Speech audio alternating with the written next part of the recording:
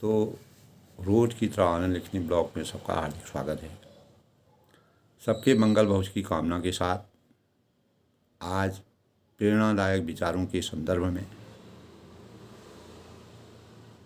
मैं हमें सामाजिक निर्माण, एक अच्छे सुसंगठित समाज का निर्माण में हमारे विचारों की अभिव्यक्ति की भूमिका, किस प्रकार के विचारों से हमको अपनी भूमिका को बनाना चाहिए, तभी हम सच्चे निर्माण समाज का निर्माण कर सकते हैं। तो समाज निर्माण में हमारे विचारों के भावों की भूमिका कैसे हमको अदा करनी चाहिए, इस बारे में अपने भाव प्रस्तुत कर रहा हूँ। दोस्तों, सूक्ष्म रूप से अगर हम विचार करें तो समाज को यदि नया बनाना है, समाज का शुद्धिकरण करना है, तो हमें इसकी मूलभूत इकाई मनुष्य के मस्तिष्क को नए सिरे से ढालना होगा। प्रत्येक मानव मात्र को अपने जीवन में परिवर्तन लाना पड़ेगा। परिवर्तन और विकास आज मानव की मूलभूत इकाई हो गई है। जैसे विचार होते हैं, हमारे अंतरंग में जिस प्रकार के विचार आते हैं, वैसे ही कर्म हम उसी प्रकार के कर्मों को बल देते हैं। कल हम कुछ कर रहे थे, आज हम नई दिशा की तरफ बढ़ रहे हैं, तो नई दिशाओं को, नए ज्ञान को, नई तकनीकी को, नए भावों को समाज में व्याप्त करने के लिए हमको क्या चीज़ करना चाहिए, उसके बारे में विचारों का रुझान हमारा किधर चल रहा है, समाज का वातावरण देखकर हम इसको देख सकते हैं, परिवेश को देखते हैं समाज के।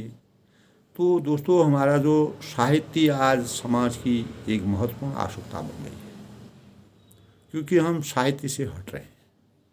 कहीं ना कहीं हम उसके साथ गलत कर रहे हैं, जिससे हमारे संस्कारों में गतिहीनता हो गई है। तो नाना प्रकार के जो हम पत्रिकाएं पढ़ते हैं, समाचार पत्र पढ़ते हैं, पुस्तक पढ़ते हैं, किताबें पढ़ते हैं, अनेक प्रकार के साक्षरता से समूह विद्यालयों का निर्माण है। साक्षरता के क्रमशः विस्तार के लिए अनेक जगह प्रकाशन होता है और प्रचार प्रसार होता है।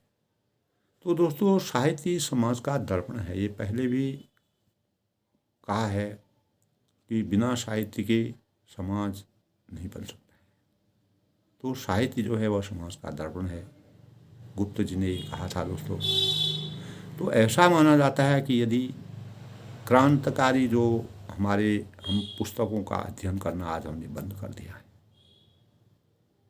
और पाठकों में उसकी प्रकृति हमको जिज्ञासा लाने की ज़रूरत है, तो हम इस प्रकार से कह सकते हैं कि दोस्तों, समाज में इन भावों को संज्ञान में लाने के लिए, प्रत्येक मानव के संज्ञान में लाने के लिए हमें नई विधि को अपनाने का और अपने समाज के निर्माण के लिए विचारों की क्रांति की भूमिका का सृजन करना महती ही आवश्यकता है। लोक रंजन के नाटक होते हैं, फिल्म होते हैं, टीवी हम देखते हैं, मोबाइल देखते हैं, सोशल मीडिया है, इंटरनेट है, तमाम चीज़ की नई टेक्नोलॉजी का आविर्भाव हो रहा है। जितना प्रभाव जनमानस पर डालते हैं, उससे कम प्रभाव हमारे जो विचारों की उत्तेजक विचार हैं वह साहित्य में नहीं होता है। हम उन चीज़ों में ज़्यादा ध्यान दे रहे हैं। आज जब हम देखते हैं अनेक चैनलों में, और जो यूट्यूब वगैरह चले हुए हैं, तो उनमें फेसबुक है, यूट्यूब है, व्हाट्सएप है, ये जो है संचार और हमारे एक दूसरे से कम्युनिकेशन के साधन बन गए हैं। तो इनके अंदर दोस्तों सबसे ज़्यादा कमी है साहित्य के भावों की, साहित्य के विचारों की।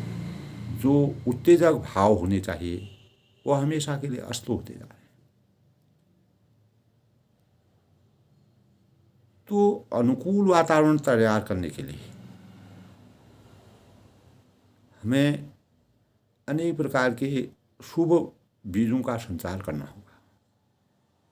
उसका प्रभाव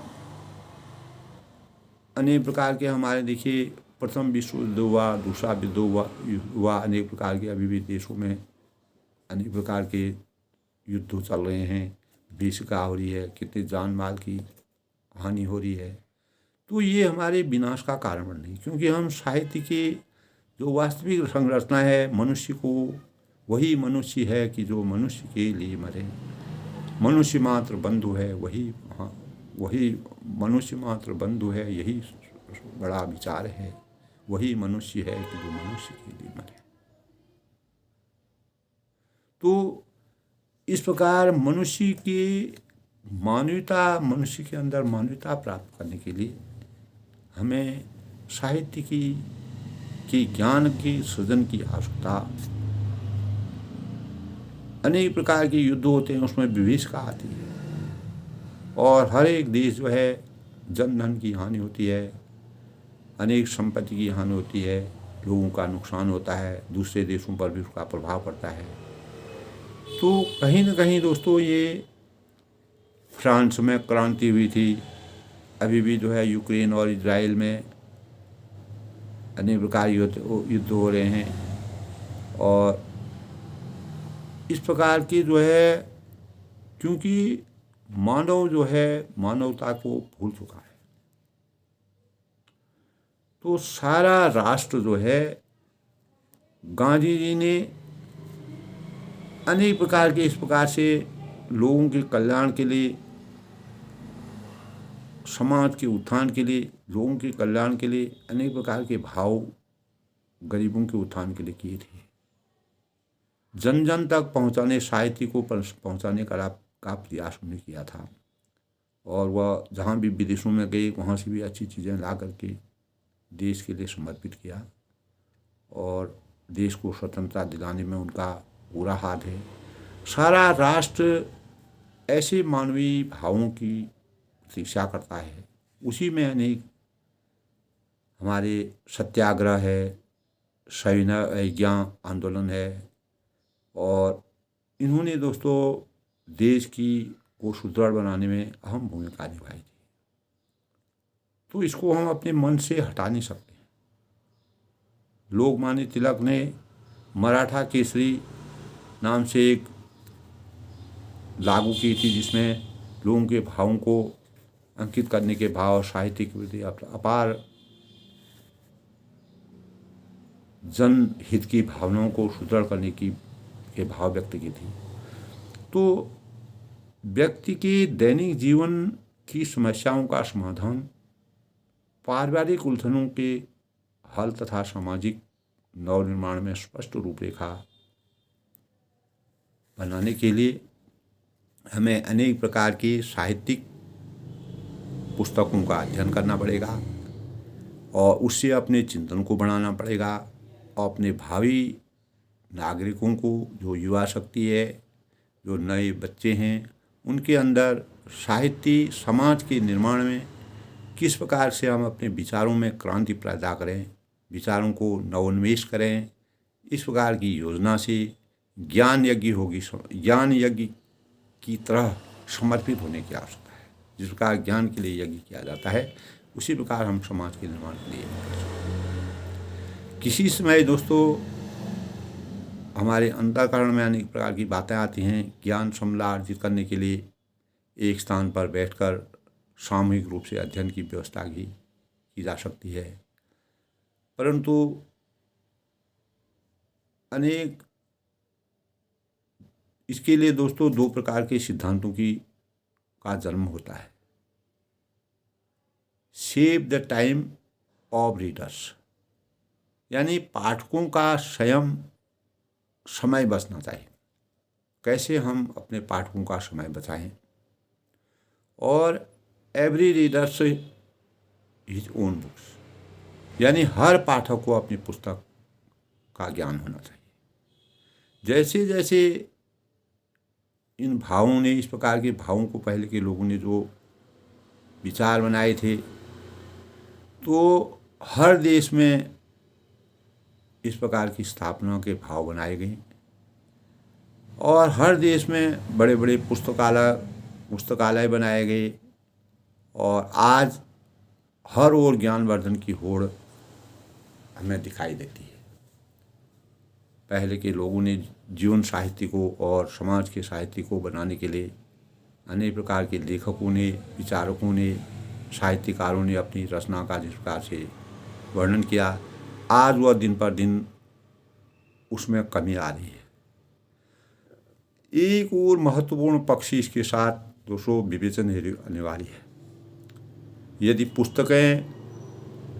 पुस्तक प्रकाशन का उद्देश्य न हो, अगर हम किसी पुस्तक को, ज्ञान को देते हैं, कोई विचार करते हैं, कुछ भी करते हैं, तो वह दिशाविहीन हो जाता है। अगर उसके सही भाव को न समझें तो वह दिशाहीन हो जाता है। जिस प्रकार मनुष्य कहीं चलता है, चलते चलते वह ऐसी जगह पहुंच जाता है कि उसको दिशा का पता नहीं चलता है, वह भ्रमित हो जाता है। तो इसी प्रकार ज्ञानवर्धन की भूख जो है हमारे, जिस प्रकार हमको भूख लगती है, भोजन के लिए हम तरसते हैं, उसी प्रकार हमको ज्ञान को अर्जित करने की भूख हमारे हर बच्चे के अंतःकरण में होनी चाहिए। साहित्यिक ज्ञान हमारे जीवन को परिमार्जित करता है। तो अनेक प्रकार के सामाजिक कार्यों में, गलत कार्यों की रोकथाम के लिए, गलत कार्यों को रोकने से बचाने के लिए, समाज के नवोन्मेष के लिए, समाज की उन्नति के लिए, देश हित के लिए, देश की पृष्ठभूमि को मजबूत करने के लिए, देश की भूमिका को आगे बढ़ाने के लिए, देश को मजबूती प्रदान करने के भावों को संचित करने के लिए, हर एक नागरिक में समाज निर्माण में अनेक प्रकार के विचारों की क्रांति का आभास होना हमारे जीवन की प्रथम इकाई है। अगर हम इन बातों को अपने मन में रखेंगे तो हम समाज को, यदि समाज जिस प्रकार कहा गया है कि समाज जो है वह साहित्य जो है वह समाज का दर्पण है, तो वैसे ही साहित्य की रचना करके हम समाज को एक आईने के रूप में अग्रसित कर सकते हैं।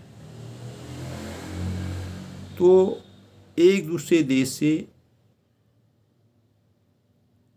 प्रतिस्पर्धा की दौड़ में हमको अपने देश को मजबूती प्रदान करने के लिए अनेक प्रकार के नवोन्मेष खोजों के माध्यम से साहित्य के, समाज के निर्माण के लिए नव क्रांति, विचार क्रांति और भावों की क्रांति, नए कार्यों की करने की क्षमता और कोई नया जो अभी तक नहीं हुआ है उन भावों को संचित करने के भाव की खोज करना, तलाश करना हर एक नागरिक का कर्तव्य है। जब हम इन भावों को अपने अंतर्मन में अंकित करेंगे तो कुछ न कुछ नवीनता हमारे जीवन में परिलक्षित होगी। उससे हमारा देश मजबूत होगा, देश में नई क्रांति आएगी, समाज का अच्छा निर्माण होगा और हम पुरानी विचारधाराओं को में नवोन्मेष करके नवीनता के मार्ग का अनुसरण करेंगे। यही हम अपने भावी जीवन को, अपने जीवन के प्रति सतर्क कर सकते हैं। तो दोस्तों, अनेक प्रकार के जो नाजीवाद के बीज हैं उनका हम अंत कर सकते हैं और एक दूसरे से वार्तालाप करके, अपने भावों को व्यक्त करके, दूसरे के सुख दुख को देख करके, दूसरों के प्रति न्याय की भावना को समर्पित करते हुए मानव का पूर्ण अधिकार, हर मानव जो नागरिक होता है, हर नागरिक का अपना निजी अधिकार होता है। प्रत्येक नागरिक को उसके जो निजी अपने अधिकार हैं उनको, उनकी मूलभूत इकाइयों को एक दूसरे को समझ सकते हैं। तो यह हमारे दैनिक जीवन में दोस्तों जब अनेक प्रकार की समस्याओं से जूझते हुए हम अपने जीवन को आगे बढ़ाएंगे। उनके समाधान के लिए अनेक प्रकार के कार्य विधियों को संचालित करेंगे। यह दोस्तों हमको अपने पारिवारिक जीवन से की उलझनों से अलग रहकर सामाजिक नवनिर्माण की स्पष्ट रूपरेखा करने के भाव हमारे अंतःकरण में, प्रत्येक बच्चे के अंतःकरण में आनी चाहिए। तो जो हमारे जीवन भर की, जो हमारे देश ने जो अर्जित किया है, जो संपदा अर्जित की है, उसको हम यथासंभव उसको हमेशा के लिए सृजित करके रख सकते हैं। अगर प्रत्येक नागरिक के अंतर्गत मन में समाज निर्माण के भाव पैदा होंगे, अगर एक व्यक्ति से दूसरे व्यक्ति के बीच में खाई पैदा हो जाएगी, तो वह एक अच्छे समाज की रचना नहीं है। अच्छे समाज की रचना हम तब कर सकते हैं सबको समान अधिकार, सबको समान भाव, सबको समान प्रकार के विचारों की उक्ति और सबकी भावनाओं का आदर करना। ये हमारे समाज में हर व्यक्ति के लिए होना चाहिए। धर्म के जो बंधन हमारे जीवन में हैं, जाति प्रथा और धर्म के प्रति जो हम अनेक प्रकार के भावों को रचाते हैं, उनको मानव धर्म, मानव रक्षा, मानव सेवा, मानव शुश्रूषा, मानव का उद्धार, देश का उद्धार, यही सबसे बड़ा धर्म है।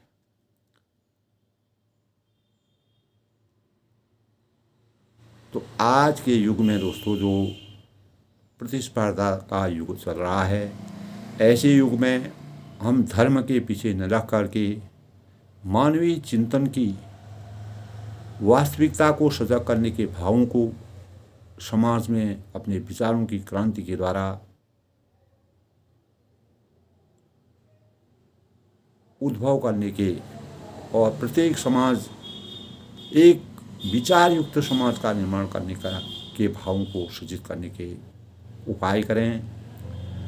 एक सच्चे, जब तक हम सच्चे समाज का निर्माण नहीं कर पाएंगे, तब तक आने वाले भविष्य में जिस प्रकार का वातावरण आ रहा है, परिवेश आ रहा है, देश की गतिविधियां आ रही हैं, पूरे राष्ट्रों का जीवन आ रहा है और प्रकृति की जो इस प्रकार की भयावह स्थिति आ रही है, तो इसके निर्माण के लिए हमको सद साहित्य का निर्माण करके अच्छे भावों को पैदा करके मानव के साथ धर्म की राजनीति को छोड़ करके मानवता की राजनीति को अपनाने का कार्य करें।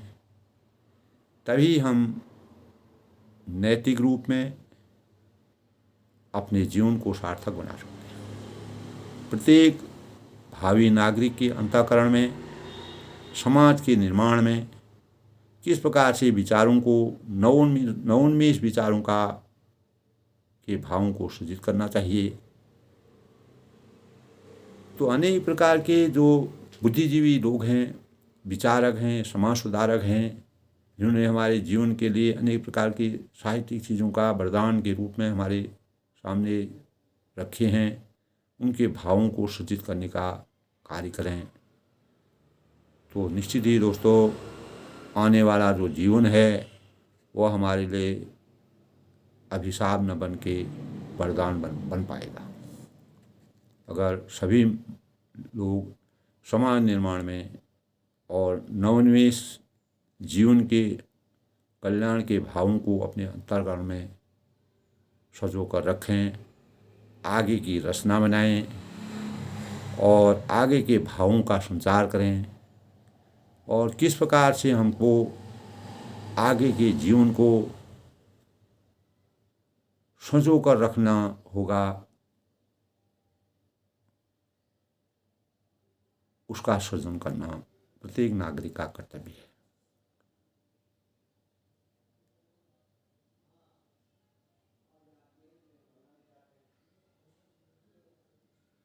मनुष्य मात्र बंधु है, यही बड़ा विवेक है, वही मनुष्य है जो मनुष्य के लिए मरे। तो देश प्रेम, मानवता के भाव, समाज निर्माण की सही दिशा और देश की मजबूती के भाव विचार क्रांति की सबसे बड़ी इकाई है। इसी के अनुसार हमें अपने भावों को परिवर्तित करके सच्चे समाज का निर्माण करना चाहिए। आज के प्रेरणादायक विचारों में हमें भी सभी को मिल कर के समाज की अपने अपने अपने अपने परिवार के, अपने समाज की, अपने देश की मजबूती के लिए समाज निर्माण में विचार क्रांति की भूमिका को प्रथम सूत्र के रूप में मानते हुए प्रत्येक नागरिक का ये कर्तव्य होना चाहिए कि हमें साहित्य समाज का दर्पण है, ऐसे विचारों को अपने अंतःकरण में हमेशा विराजमान रख के नवोन्मेष विचार क्रांति की के नए भावों का सृजन करना होगा। तभी हम एक सच्चे मानव की मानवता की भूमिका को अदा कर सकते हैं। सबके मंगल भविष्य की कामना के साथ आनंद लिखने ब्लॉग में सबका सादर अभिनंदन है। मैं सबके मंगल भविष्य की कामना करता हूँ। सब लोग सुखी रहें, प्रसन्न रहें, अच्छे भावों का निर्माण हर एक मन मंदिर में हो, यही मैं परमात्मा से प्रार्थना करता हूँ।